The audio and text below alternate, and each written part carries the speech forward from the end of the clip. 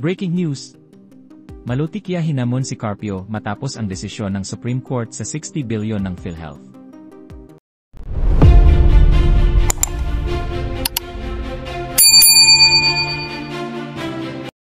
Matapos ang unanimous decision ng Korte Suprema na ibalik ang 60 bilyong pondo ng PhilHealth at tuluyang ipagbawal ang paglilipat ng natitirang 29.9 bilyon, naglabas ng reaksyon ang kilalang political analyst na si Ms. Malutikya kaugnay ng umano'y illegal na diversion ng pondo ng PhilHealth at PDIC. Direktang hinamon ni Tikya ang retiradong Associate Justice na si Antonio Carpio na magsampa ng kaukulang kaso laban kay Executive Secretary Ralph Recto kaugnay ng issue.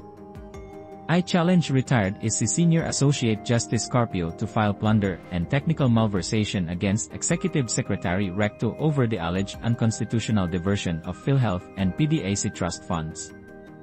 Ang hamon ni Tikya ay kasunod ng mga naunang pahayag ni Carpio laban kay Recto sa isang panayam at sinabayan pa ng paglabas ng hatol ng Korte Suprema na nagsabing ang naturang paglilipat ng pondo ay may grave abuse of discretion. Ayon pa sa desisyon, ang pagbabalik ng 60 bilyon ay isasagawa sa pamamagitan ng 2026 national budget, at ito ay agad na ipatutupad. From the Supreme Court of the Philippines, here's the latest. The Supreme Court, through the Ponencia of Associate Justice Ami Lazaro Javier, has unanimously ordered the return of the 60 billion peso PhilHealth funds previously transferred to the National Treasury and permanently prohibited the transfer of the remaining 29.9 billion peso fund balance. The court, by a majority vote, also declared void Special Provision 1, Paragraph D, Chapter 43 of the 2024 General Appropriations Act, or GAA, and Department of Finance Circular Number 003-2024 for having been issued and implemented with grave abuse of discretion, amounting to lack or excess of jurisdiction. Special Provision 1, Paragraph D, which authorized the return of the fund balance or the excess reserve funds of government-owned or controlled corporations, or GOCCs, to the National Treasury to fund unprogrammed appropriations under the 2024 GAA, is declared a rider for not being germane to the purpose of the law.